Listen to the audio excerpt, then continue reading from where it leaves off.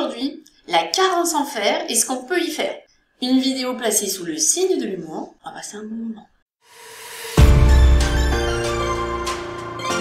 Plus sérieusement, la carence en fer est quelque chose de très commun et c'est un trouble éminemment féminin.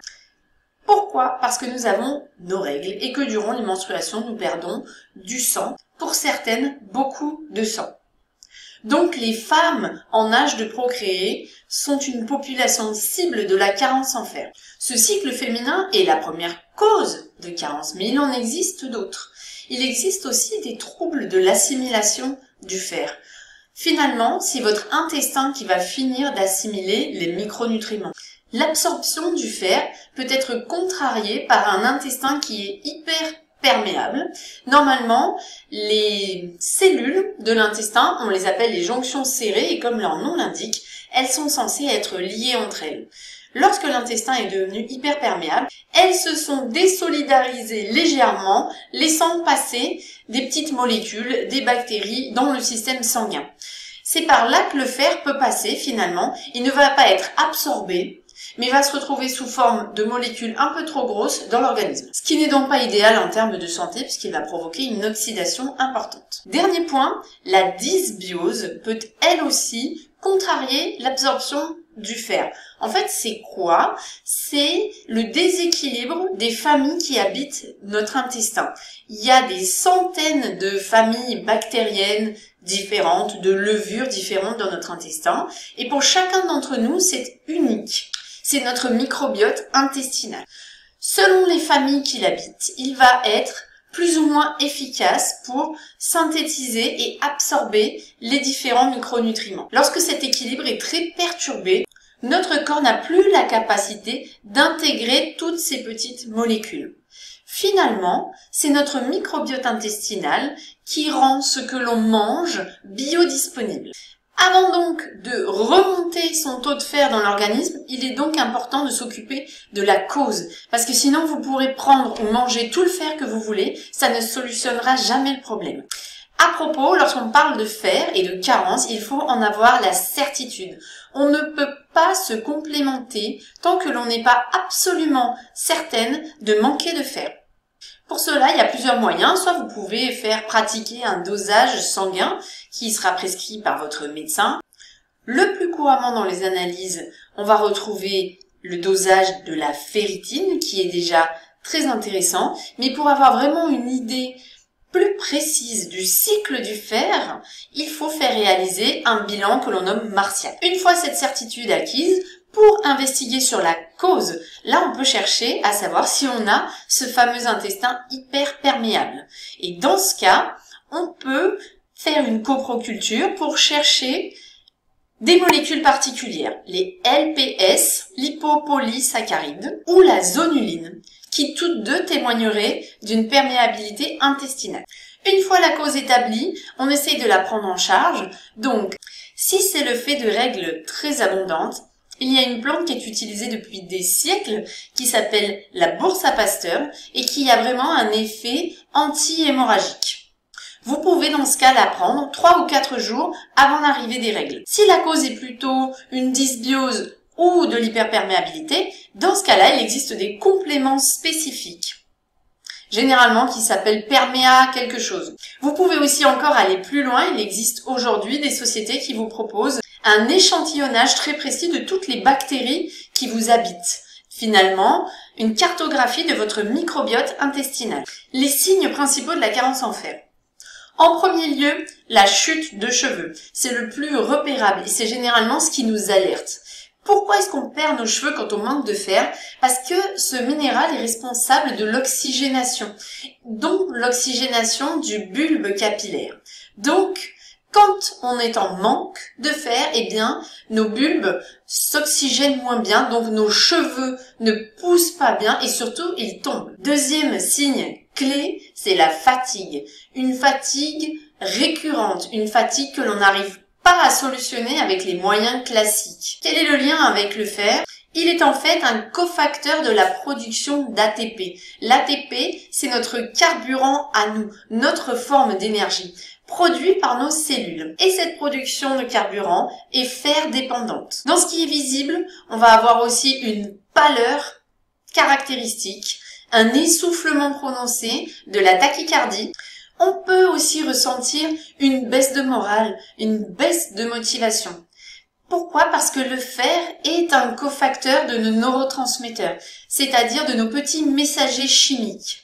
Il est indispensable dans la synthèse de deux d'entre eux, la sérotonine et la dopamine. La dopamine, c'est vraiment notre booster, le côté motivationnel, et la sérotonine, elle, c'est plutôt l'hormone du zen. Entre parenthèses, le manque de dopamine va provoquer un symptôme très caractéristique qui est le syndrome des jambes sans repos. C'est le fait d'avoir les jambes qui ont besoin de bouger dès qu'on est en position allongée. Le manque de fer s'observe aussi au niveau des fanères. On a la peau très sèche, même en mettant de la crème, et nos ongles se strient, ils deviennent plus mous et cassants. Donc vous l'avez bien compris, pour en avoir le cœur net, quoi qu'il advienne, il faut faire une biologie sanguine. Pour vous donner une petite idée, il faudrait que votre ferritine soit aux alentours de 60, en tout cas au-dessus de 50. Sachez que la norme se trouve entre 30 et 60, donc si vous êtes à 30, votre médecin ne va pas vous dire que vous manquez de fer.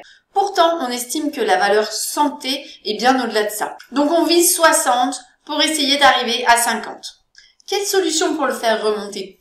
Déjà, dans la nutrition, dans l'alimentation, on va trouver du fer sous deux formes. On va trouver du fer dans les végétaux, qu'on appelle le fer non héminique, donc il n'est pas lié au sang, et dans les produits animaux, et dans ce cas c'est le fer héminique. Le fer héminique est beaucoup plus absorbable, beaucoup plus biodisponible que le fer végétal. Si vous êtes végétarien, vous trouverez néanmoins ce fer non héminique dans les oléagineux, comme les noix, les amandes et les graines en tout genre, dans les légumineuses, les lentilles, les pois chiches, les haricots secs, et dans quelques légumes, surtout les légumes à feuilles vertes, comme les blettes. La réalité, c'est qu'en ne consommant que ça, même si on met beaucoup des aliments que je viens de citer dans notre assiette, si on a une véritable carence en fer, on n'arrivera pas à la remonter avec ça. On peut se tourner du coup vers les protéines animales, mais pareil, l'excès est délétère pour votre santé. On va pas se mettre à manger du boudin rouge tous les jours, ou des abats, du foie, qui contiennent tous les deux beaucoup de fer héminique. Disons qu'en période de carence en fer, si ça n'est pas un problème pour votre éthique nutritionnelle, augmenter très légèrement votre consommation de viande rouge peut être utile dans une certaine mesure. Quand je dis l'augmenter, c'est passer de 1 fois par semaine à 2 fois par semaine. Mais de toute manière, on ne peut pas aller au-delà. Donc la plupart du temps, on va finir avec un complément en fer parce qu'il n'y a pas trop le choix. Des fois, on voit des ferritines très basses, je vois ça chez mes patientes, des ferritines à 3 ou 4, alors que vous vous souvenez, il faut viser 60. Pour remonter un tel écart, on est obligé de passer par de la complémentation. Dans ce cas, il faut bien choisir ce que vous allez prendre. Si c'est un médecin qui vous prescrit une complémentation, il va vous prescrire de l'Inofer ou du Tardiféron, qui sont des médicaments, qui sont des vieux médicaments, puisqu'ils ont tous les deux, c'est des formules qui ont entre 30 et 40 ans. Ce sont des oxydes de fer. C'est une forme qui est très peu biodisponible pour l'organisme. Ça veut dire que sur la quantité de fer que vous ingérez, je crois que dedans il y en a vraiment beaucoup, il y a 40 mg par cachet, ce qui est beaucoup plus que la dose journalière recommandée. Mais finalement, ce qui va pouvoir intégrer votre corps, c'est très peu. C'est pour ça que la dose est aussi élevée dans chaque cachet. Aujourd'hui, on a des formes de fer qui sont beaucoup plus biodisponibles et aussi qui provoquent beaucoup moins de troubles digestifs parce que ça, c'est un problème aussi avec ces anciennes formes. Celle qui est la plus biodisponible et la plus documentée scientifiquement, c'est le bisglycinate de fer que l'on va trouver dans des compléments en pharmacie. La dose classique recommandée lorsque l'on prend une supplémentation, c'est 14 mg par jour. Sachant que si vous avez une carence extrêmement importante, vous pouvez passer au double, c'est-à-dire 28 mg par jour, pris à 2 moments de la journée séparés, par exemple le matin et le soir. Parce que le fer en excès est un pro-oxydant puissant. Et votre corps n'a pas la capacité d'en assimiler beaucoup d'un coup. Il faut le faire vraiment avec douceur et ne pas se dire au plus j'en prends d'un coup, au plus ça va aller rapidement. Parce que c'est pas le cas. Et même c'est dangereux pour votre santé. Il Il faut se complémenter au moins 2 mois, voire 3 mois et refaire un bilan pour voir si ça fonctionne. Il y a aussi des fers liquides. La biodisponibilité est un peu moins bonne, mais pourquoi pas. Cependant, attention, parce qu'il va avoir tendance à jaunir les dents. Je vous conseille de le boire à la paille pour ne pas que ça touche l'émail. Si jamais ce type de fer liquide vous a jauni les dents, vous pouvez utiliser un peu de bicarbonate appliqué sur votre doigt pour frotter délicatement vos dents et vous verrez que ça va faire partir cette couleur. Petite précaution, on évite de prendre du fer lorsque l'on a une infection parce qu'il y a un risque que ça la fasse flamber. Donc on récapitule. D'abord, on repère les signes. Ensuite, pour en avoir le cœur net, on fait un bilan biologique. Puis on cherche la cause. Est-ce que c'est une dysbiose, un intestin hyperperméable ou provoqué par nos règles. Puis enfin, on modifie légèrement son alimentation si c'est possible, mais surtout, on se supplémente avec une forme biodisponible. Si vous pensez que cette vidéo peut être utile à quelqu'un d'autre, n'hésitez pas à lui envoyer. Mettez un petit like pour me soutenir et surtout, abonnez-vous. À la semaine prochaine!